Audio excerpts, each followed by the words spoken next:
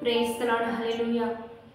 దేవుని నామానికి మహిమ కలుగును గాక. ప్రియ దేవుని బిడ్డలారా, ప్రతి ఉదయకాలం ఈ వాగ్దానం చూస్తున్న ప్రియాతి ప్రియ బిడ్డలందరికీ ప్రభువైన యేసుక్రీస్తు నామం పేరిట ప్రత్యేకమైన హృదయపూర్వకమైన వందనాలు తెలియజేస్తూ ఉన్నాను. దేవుని బిడ్డలారా, మీ అందరూ కూడా బాగున్నారా? ఆత్మీయంగా ఎదుగుతూ ఉన్నారా?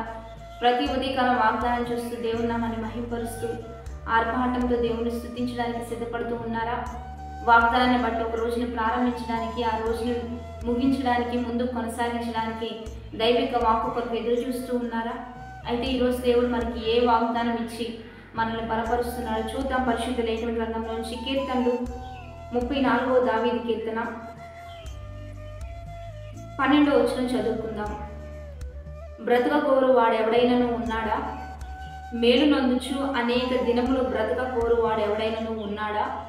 చెడ్డ మాటలు పలుకోకుండా నీ నాలుకను, కపటమైన మాటలు పలుకోకుండా నీ పెదవులను కాచుకొనుము. ఈరోజు దేవుని బిడ్డలారా, ఎక్కువ దినాలు బ్రతక కోరు వారు ఎవరైనా ఉన్నారా? లేకపోతే మంచి దినములు బ్రతక కోరు వారు ఎవరైనా ఉన్నారా? మేలు పొందుచు అనేక దినములు బ్రతక కోరు వారు ఎవరైనా ఉన్నారా? వారు చెడ్డ మాటలు పలుకోకుండా మీ పెదవులను, మీ నాలుకను, కపటమైన మాటలు పలుకోకుండా మీ పెదవులను కాచుకొనవలెను అని దేవుడు మనకు సెలవు తెలియజేస్తూ ఉన్నాడు. ఈరోజు ఎంతమంది అయితే ఎక్కువ కాలం బ్రతకాలని ఆశపడుతూ ఉన్నారో, ఎక్కువ కాలం మేలుతో, సంతోషంతో, ఆశీర్వాదంతో బ్రతకాలని ఆశపడుతూ ఉన్నారో, మీ నాలుకలు, మీ పెదవులు మంచి మాటలనే పలకడానికి సిద్ధపరచుకోవాలి అని ఇక్కడ దేవుడు మనకు తెలియజేస్తూ ఉండగా, మేలు చేయగోరు వారికి మేలే సంభవిస్తుంది, కీడు చేయగోరు వారికి కీడే సంభవిస్తుంది అని దేవుడు సెలవిస్తూ ఉన్నాడు. జీవ మరణాలు నాలుక వశంలో ఉన్నాయని చెప్తున్నాడు.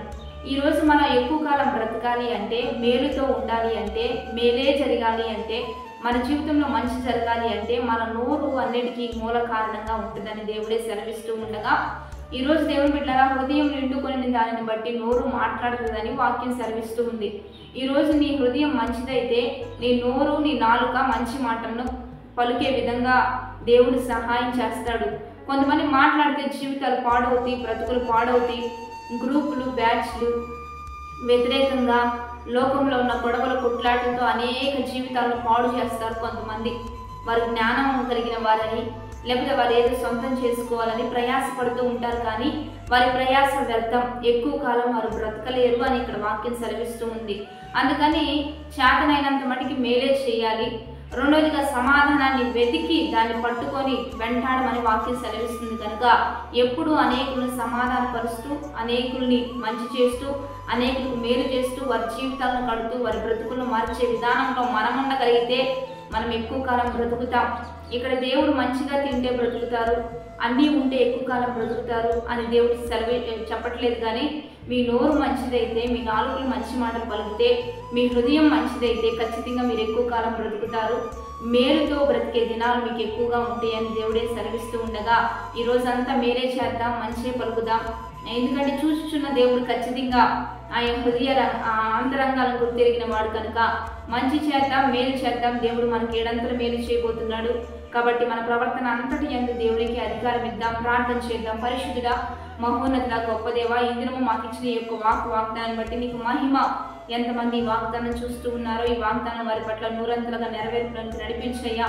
మంచి దినములు చూసే విధంగా, ఎక్కువ దినములు బ్రతికే విధంగా వారి పట్ల వారి నోరు, వారి నాలుక, వారి హృదయాన్ని మీ యొక్క స్వాధీనంలో ఉంచుకొని మంచి మాటలు పలికే విధంగా, మీ కంట్రోలింగ్లో ఎల్షదాయిగా, అదోనాయిగా, యెహోవా షమ్మా, రాఫాగా మీరు వారికి తోడై ఉండి, మంచి కాపరిగా ఉండి, నడిపించే నాయకునిగా ఉండి, వారిని అద్భుతంగా నడిపిస్తూ ముందు కొనసాగించి దీవెనలకు అర్హులుగా ఎక్కువ కాలం బ్రతుకు వారిగా వారిని లేవనెత్తి ఆశీర్వదించండి. గొప్ప కార్యాలు జరిగించి నీ నామానికి మహిమ తెచ్చుకోండి. అన్ని రీతిలుగా ఆశీర్వాద పదంలో నడిపించండి.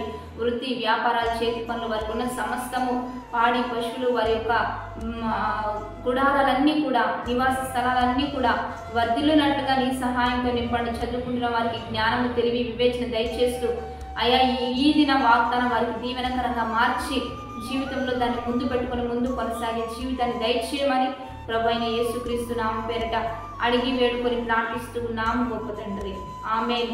కాబట్టి దేవుని బిడ్డలారా, వాగ్దానం మరి మీ సొంతం చేసుకుంటూ అనేకులు సొంతం చేయండి. తప్పనిసరిగా మీ బంధువులకి, స్నేహితులకి, మీకు ఎంతమంది తెలుసు అంతమందికి షేర్ చేయడం మర్చిపోవద్దు. మంచిగా లైక్ చేయండి, మంచి కామెంట్ చేస్తూ దేవుని నామాన్ని మహిమకరంగా జీవిద్దాం. Have a blessed day. Amen.